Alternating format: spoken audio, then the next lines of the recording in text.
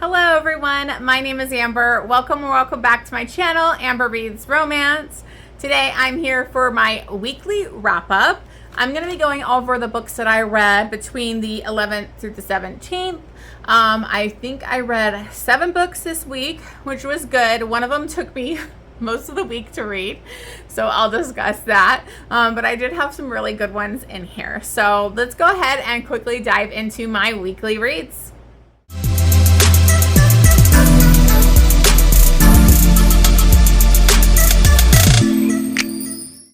Okay guys, so we're going to quickly get into these reads. Hopefully I have another quick wrap up for you. I think last week's was actually pretty quick for me. So hopefully that'll be happening again so you don't have a super long video. But before I get started on my reads, if you are new here or if you haven't already, please make sure you're hitting that subscribe button. Any bit of that really helps me slowly trying to build this channel. Trying to hit that 1K still, so I appreciate you guys. Just coming to my videos, watching them, liking them, leave me a comment if you can. But anyways, let's go ahead and get started. So the first book that I read was actually for Jen from the Book Refuge's book club that she does with Crystal's Bookish Life. I wasn't able to read Crystal's book yet. I don't think I'm gonna have time to do it. But I did read Jen's pick, which was Tempted by His Kiss by Tracy and Warren. This is a nude, to me, historical romance author, so I was excited to get that. I ended up buying the full series on Mercari for a pretty good deal, so I'm planning on reading that whole series eventually, and I'm probably going to be vlogging that for you guys. Don't know when I'll actually have it finished because we have that romance readathon happening next month and I need to like read gothic stuff, so this probably won't be happening. But anyways, this is a pretty, I really enjoyed this. It didn't blow me away, but I really liked Tracy Ann Warren's writing. It sucked me in right from the start. It had a really cool setup. It's very like Beauty and the Beast, even though he's really not beastly, he's pretty freaking hot. But he is a scarred, damaged, like going through PTSD trauma type of hero. And this is Cade, and he was actually in the wars, and he kind of was like a spy. So he did spy for, the war, but he ended up getting caught by the French and kind of tortured. They shot him in the leg, so he has this bad, bullet wound injury that really still affects him. And they really tortured him and did really awful things to him. So he has a lot of PTSD. He's kind of secluded himself away from the family. He doesn't go into London or anything anymore. He's very secluded. And so his family's trying to get him to come back and be part of life, but he just wants to be left alone. And then we have Meg, and she is actually traveling to one of her aunts. I think it's going to be in Scotland somewhere, to go be with her, because her mother had died a while ago, and then her father was, I think, a sea captain or something. So they traveled a lot, and she was with her father, but he has passed away, so she really doesn't have anybody. She doesn't have a guardian, so her aunt is taking her in. But on her way there, it's a really bad snowstorm, and she can't travel. It'd be too dangerous, so they stop at his place and ask for a place to stay. It's only her and her maid, but she pretends like it's her cousin, so she doesn't look as like bad as, at that time you have to have a chaperone or somebody, a guardian with you. And so he does not want her there. But it's kind of like he's forced to have her there because of the snowstorm. And so it's a very snowed in, forced proximity. It's very grumpy sunshine. He doesn't want her there. But he ends up slowly growing to like her. They become friends because she kind of like makes him finally start eating dinners with her. He's lost a lot of weight, and she's like trying to help him, eat and get healthy. And then they would have like evenings together. And so eventually the attraction starts to build with them, but he kind of pushes her away, as he is that traumatic hero kind of thing. But a neighbor actually comes by after the snowstorm and sees her there, and he knows her reputation will be ruined just because she was alone in the house with him. So he basically tells her, he told him it was his, like, she was his fiance. And so he's like, I'll take you to London. We'll pretend like you're my fiance. We'll do a fake fiance thing.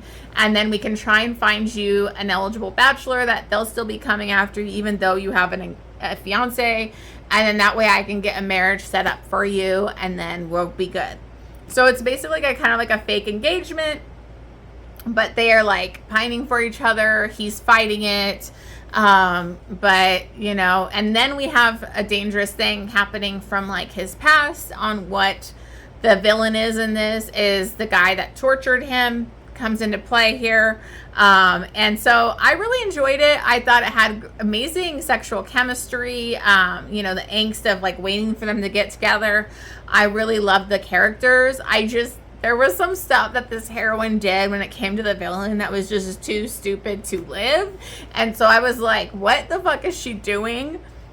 And it frustrated me, but I still really enjoyed it. So I am looking forward to trying the rest of the series and seeing if I love this author. I ended up giving it 4 stars because I enjoyed it, but it didn't blow me away. And the heroine did some really stupid stuff.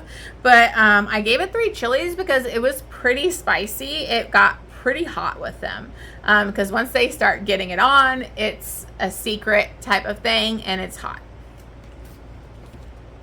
Okay, so then I read Lies of the Monster by Rina. This is the second book in the Monster trilogy. I'm going to go over the 2 back to back here because I finished this trilogy this week. I did end up buying them on Audible, and I'm so happy I bought those audiobooks because they are freaking fantastic. Duet narration. Obviously, if you've seen my channel, you know I'm vlogging the Rina backlist. And so I am going to have a vlog up soon of this. But this is the continuation of Kirill and Sasha. Again, in the first one, you get to see how they met and when they were in the military together. Kirill is Bratva. He's high up in the Bratva, has a lot of ambition. In that, they were in the military, and Sasha is posing as a man, but Kirill knew she was a woman. And she ends up being his bodyguard, and they start a romantic relationship. That left off on a cliffhanger. We pick it up right where we left off, where he felt betrayed by her for things. And so he does a little punishment through some edging, and it's hot. Let me just tell you, Kirill is one of my favorite Rina heroes. He's so complex. He's a mastermind. He has ABCD plans going in effect. Nobody really knows what he's up to. He's very ambitious, smart, and ruthless. So I really loved him. Plus, he is obsessed with Sasha, and I love a boy obsessed. Like, he literally counts how many times they've had sex. He can't get enough of her. He's very possessive over her. So I just love this. Again, this one leaves off on another cliffhanger. So I can't really go into these a lot because it'll give things away. But I gave it 5 stars, 4 chilies. Absolutely loved it. Then Heart of My Monster is the last book. And again, it ended on a cliffhanger. Pick it up where we left off. God, I can't really say much because this is the final book in the series. But if you want to watch my vlog, I'll go into more detail. But all these secrets, because Sasha's family had been massacred, and they think Kirill's father or him had something to do with it. And so all of that comes into play. We get all the answers, you know, more of their relationship, and they're just so great together. So I really love this. And I'm excited because now I'm finally caught up where I'm going to be able to go to the Legacy of the Gods series, and that's what I've been dying to get to. So I ended up giving this one 5 stars too. And I think I gave this one 3.5 chilies, but it's still spicy. It's still hot. It's fun. It's a good one. That's like my favorite trilogy that she's done so far. Okay, sorry I was very vague on those, but again, like, I don't want to ruin anything for you. I mean, just go in, you know, you'll get more of my vlog. So then I read A False Start. I actually got an ALC for this one. I signed up for the ALC with Valentine PR, and it was like basically signing up for this whole series. The first one I didn't really love. This is like a football star, single dad, you know, all of a sudden he's taking on his daughter that he knew about, but he was never a part of her life because her mother and and her not biological father obviously died, and so now he has to take her in. And the heroine Veronica was just so fucking bitchy and annoying, and I didn't like her. She was like very judgy of him because yeah, he was a man-ho, but she was so judgy and she just came off like ick. I didn't like her. It came off pretty immature in parts. So I didn't really love that. And these are like basically like novellas. They're super short. So I listened to the audiobook in one sitting. This one I liked better because I thought there was more character development, and because they barely had anything to do with each other except for fighting and hating each other for some reason in the first one. And this one, she's starting to learn more about him. She is actually helping his daughter at school with her reading issues. She has an IEP, and so she's working one-on-one with his daughter. And so she gets to see more of who he is and how he's really changed his whole life around bringing in his daughter. He's trying to make changes. He doesn't know anything about being a father. So I did really love all this kind of stuff between him and his daughter, and him trying to be a good man, trying to make differences. You know, she kind of calls him out on his manho ways and is like, would you want anybody to treat your daughter like that? And what are you showing your daughter? And so he starts to be more reflective and think about how he has treated women, and like he wouldn't want his daughter to be like that. So he's kind of looking at his life and trying to make some changes. So I really liked that. He didn't come off so playboy in this one. And then they actually start, like, they even have a dinner together. She cooks for them. And so they're starting to like actually get to know each other and not be so hateful towards each other. And they do have this sexual chemistry and all of that kind of stuff going on. So I did like this one better. Again, they're super short. I feel like this whole series would have been just like maybe one book, but I think that's what this author does. Lisa Suzanne, I've never really read her before, so that might be how all her series are. So I ended up giving this one 4 stars and 2.5 chilies. Oh, and that was narrated by Callie Dalton and Lance Greenfield. And it was a really good, it's a good audiobook. So really quick and easy to get through. So I listened to another ALC and I got Beating Heart by Laura Pavlov. And this is the 4th book in the Magnolia Falls series, but this is my first Laura Pavlov book. I've seen her everywhere, but you know, I tend to read a lot of dark romance or that kind of stuff when I'm picking a book myself. So I've been trying to request ALCs for authors I don't usually read, which are like small town, contemporary, like cute stuff. And so I could try out a new author, and I freaking loved this book. I loved it. It was a fantastic audiobook.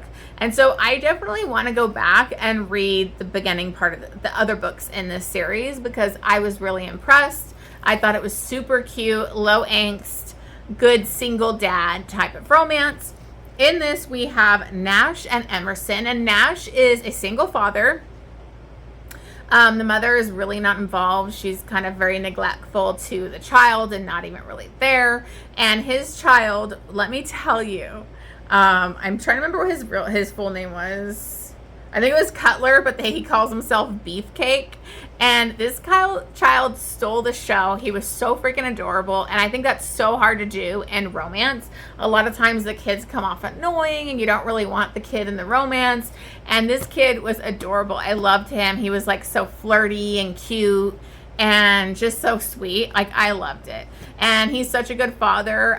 But he starts off on the wrong foot with Emerson because his son has asthma and it can flare up, and has a plan with a doctor that he's gone to his whole life, and he shows up and now there's this young hot doctor that's going to be taking over that practice. She's only going to be there for 6 months, so he's like, why do you want to give me this new doctor that's not even going to be here full time?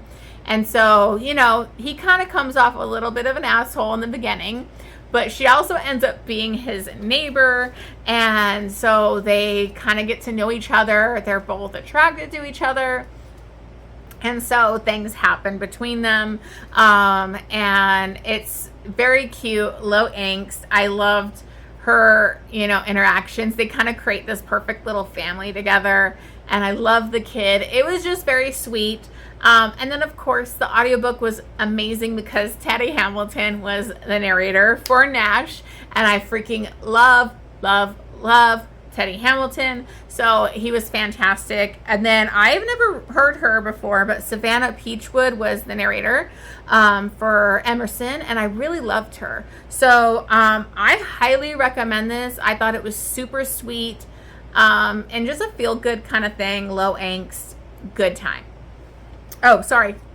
I gave it 5 stars if that wasn't obvious already. And then it was 2.5 chilies. I am really quickly going through my stuff this week, so hopefully this is a really short wrap up. Anyways, the next book I read was the one that took me, this is when I finished it later in the week, because I think I tried to start it on Monday and it took me till Friday to finish it. And that is Love Unwritten by Lauren Asher. This is the second book in the Lakefront Billionaires series. And I enjoyed this, but it took me forever to get through because it was over 600 pages for a small town nanny single dad romance, and it did not need to be that long. Like, to me, I can get through a 600 page like S-mastery super fast because there's a lot going on. There's like complicated plots, outside character stuff going on, dark stuff, you know, so it gets you through it, some spicy stuff. But this is like a small town, like slow burn type of romance, and I don't understand why it's 600 something pages. It needed to be 350, 400. And that was my complaint with the first book in this series, was it was too long. This one I would have given 5 stars because I loved the characters, I loved the romance, I loved how Lauren Asher was tackling some complicated stuff with, like, you know, mental health, you know, issues and, you know, different things going on. But it was so long. I was like, it did not need to be this long. Anyway, sorry. This is between Raphael and Ellie is his nanny. She, basically they went to high school. He was a couple years older than her. She kind of had a crush on him way back in high school. He didn't really know about her or pay attention to her. Raphael was always like the it guy. But he had very neglectful parents that bad stuff happened to him, and then he kind of got taken in from his aunt. So he grew up with them. So he was always putting out this positive, happy image, always trying to please everybody around him because he had to do that. So there's some complicated stuff going on with that.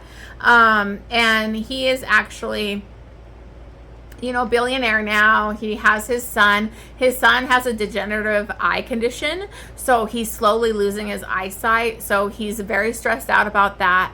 Ellie is his nanny, and she, you know, has a beautiful relationship with his son.